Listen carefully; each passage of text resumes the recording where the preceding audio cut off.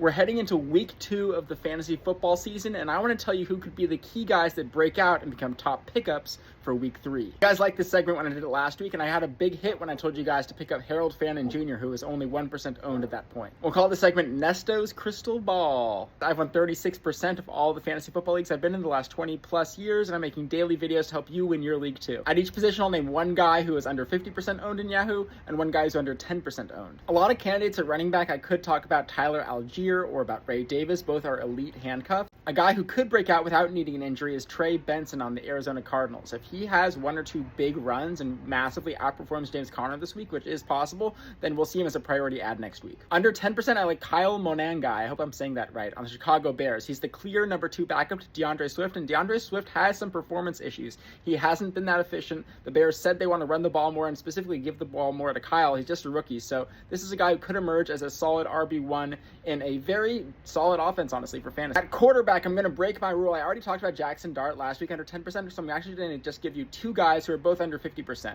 They are Trevor Lawrence and Bryce Young. I've already talked about how these guys were some of my potential breakout QBs this season, and I don't want to overreact to week 1. Remember, this Panthers versus Jaguars game was rain delayed. It was just kind of an odd game in general, so I'm willing to make it be a wash. Moving to wide receiver, we've got Kayshon Boutte. Somehow, Mr. New Booty is only 24% owned. I don't understand that. I thought that there were too many mouths to feed in the Pats offense between Stephon Diggs, Hunter Henry, Demario Douglas, Kyle Williams coming up. There's even a rookie, I forget his name, who's like the new Julian Edelman. But Boutte has some immense potential. He was a 5-star recruit. He was going to be a first-round pick. He was a star at LSU. We know LSU receivers tend to do good things in the NFL, and I could see him being a breakout this year. Going back to last year, he's clearly Drake May's favorite wide receiver, so go ahead and grab him if someone in your league didn't already. Under 10%, this is the 3rd time I've mentioned him. I won't talk about him too much more, but Elik Iomanor, only 6% owned, got 7 targets last week. Broncos is a tough defense. He could break out. At tight end, I called this guy last week when he was 1% owned. Now he's 40% owned. He should be 100% owned. It's Harold Fannin Jr.